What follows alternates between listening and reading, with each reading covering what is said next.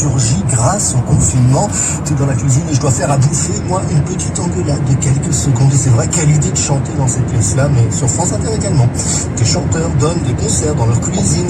On a eu Stéphane Echer, on a eu Gaëtan Roussel, et ce soir, c'est au tour de Pomme. J'aime bien ce prénom, moi, Pomme. J'aurais adoré que ma fille s'appelle comme ça, mais ma compagne m'a dit Pomme, pommier, tu déconnes? Je m'arrête là pour la séquence site intimité, je suis pas dans ma cuisine. Mais Pomme, je l'écouterai sans doute en cuisinant mon fameux velouté de carottes au curcuma.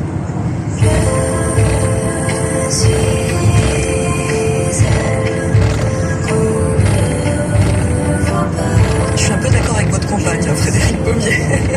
Les cuisines, pièces vedettes de nos vies confinées. Une chronique à réécouter sur le site de France Inter. Et vous, Frédéric, on vous retrouve à 8h45 pour la revue de presse. À tout à l'heure. Eux aussi ont droit à leur quart d'heure de célébrité. Tous ceux que vous n'entendez pas, mais qui font tourner ce 5-7.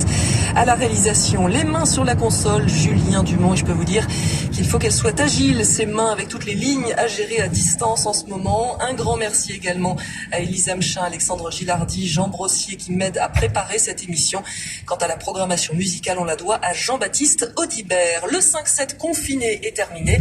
Place à un 7-9 tout aussi confiné. Bonjour Ali Badou. Bonjour Mathilde Munoz, confiné mais libre. Bon week-end à vous. Bon week-end à vous aussi. Bonjour Karine Bécard. Bonjour Ali Badou, bonjour tout le monde. France Inter, il est 7h.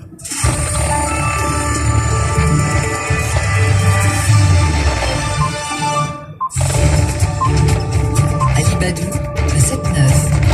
Vendredi 10 avril, bonjour et bon réveil. Bienvenue sur France Inter. Agnès Soubiran, bonjour. Bonjour.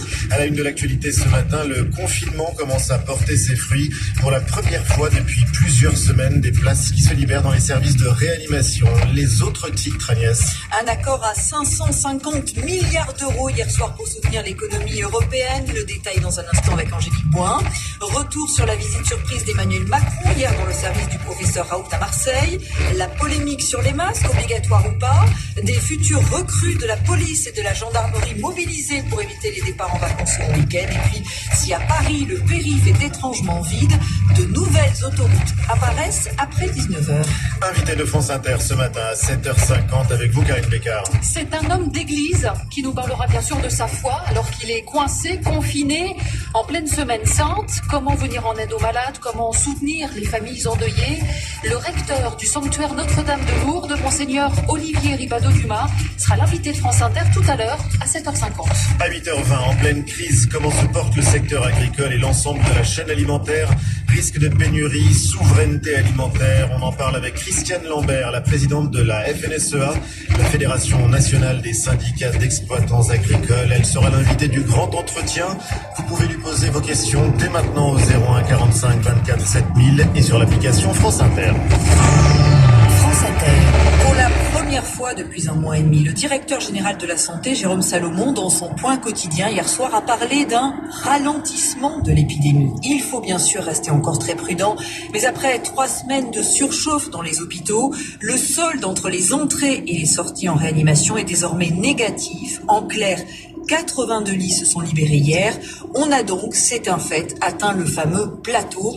Phénomène observé aussi à l'hôpital Cochin à Paris où nous faisons régulièrement le point depuis le début de l'épidémie. Véronique Julien. En Ile-de-France, le solde entre les entrées et les sorties de réanimation était légèrement négatif hier soir. Et les entrées sont presque 2 fois moins nombreuses qu'il y a 10 jours. Après des semaines passées à se battre au quotidien pour trouver des lits disponibles, le professeur Alain Cariou, réanimateur et coordinateur de la cellule de crise à l'hôpital Cochin à Paris, reconnaît que ce plateau désormais atteint est une première victoire.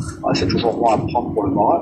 Je me sens effectivement plus léger. On est dans la période je sais pas, du 30e kilomètre pour un marathonien, c'est-à-dire de se dire, on a avancé, j'ai pas craqué, il faut que je garde le rythme, mais je sens que je vais pouvoir y arriver.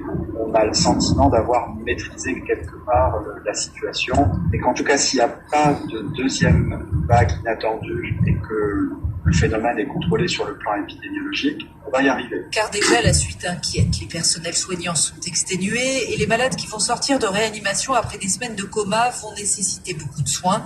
Quant à l'épidémie elle-même, le confinement et lui seul a permis qu'on atteigne ce plateau, mais c'est finalement assez artificiel.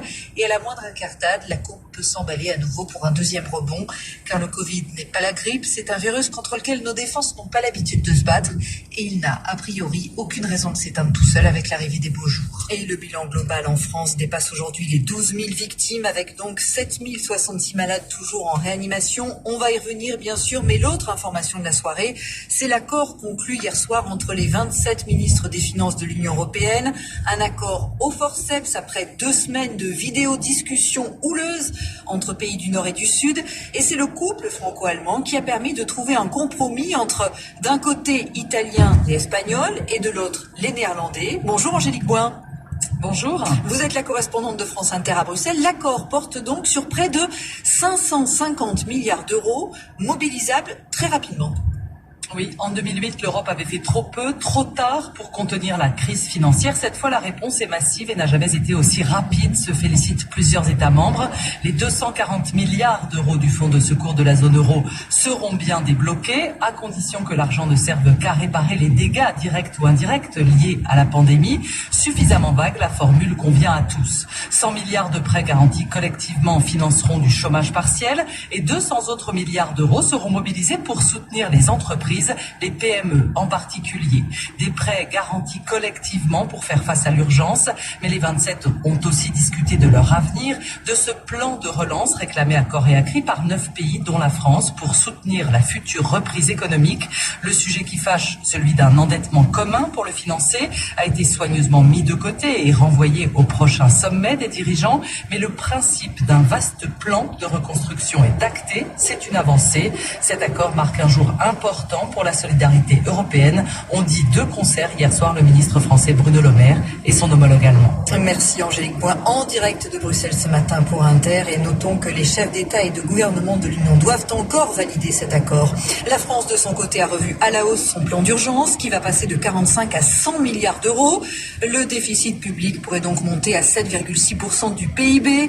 Rappelons que la règle européenne était avant la crise de 3% maximum et la dette pourrait grimper à 112% du PIB. 100 milliards d'euros donc qui serviront notamment à financer les mesures de chômage partiel, près de 7 millions de salariés français concernés, et les primes qui seront accordées au personnel soignant et à certains fonctionnaires. Le montant de ces primes est en cours de discussion, mais il sera conséquent, a dit hier Gérald Darmanin.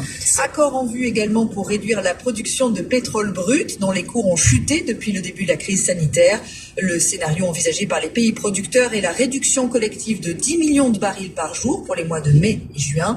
Mais le Mexique n'a pas encore donné sa réponse. Les discussions doivent donc reprendre aujourd'hui, Ali. France Inter, 7h06, la suite du journal Agnès. Et en France, le président de la République consulte tous azimuts avant sa prise de parole lundi soir. Emmanuel Macron doit s'entretenir ce matin avec les dirigeants européens de sa famille politique, puis avec les partenaires sociaux, syndicats et patronats, le tout bien sûr par visioconférence. Mais hier, c'est bien physiquement qu'il s'est rendu à Marseille pour rencontrer le professeur Raoult, une visite surprise auprès du promoteur du traitement du coronavirus par un dérivé de la chloroquine, un antipaludéen. Le professeur Raoult a ainsi présenté au chef de l'État les résultats de sa dernière étude qui porterait sur plus d'1 millier de patients avec un taux de mortalité de l'ordre de 0,5% et un taux de guérison dépassant les 90%. Retour sur une visite qui a fait couler beaucoup d'encre avec Olivier Martoc. On ne sait rien en fait de ce que les deux hommes se sont dit. La visite présidentielle dans un IHU Méditerranée totalement bouclé par les forces de l'ordre a été longue, plus de 3 heures, ce dont se félicite Christian Deveau, l'un des chercheurs de l'IHU, également membre du Haut Conseil de la Santé publique. C'est une bonne chose pour l'IHU que le président soit venu jusque-là, ce qui lui permet en fait de voir en direct la façon dont les gens ont abordé le problème et éventuellement se faire une opinion.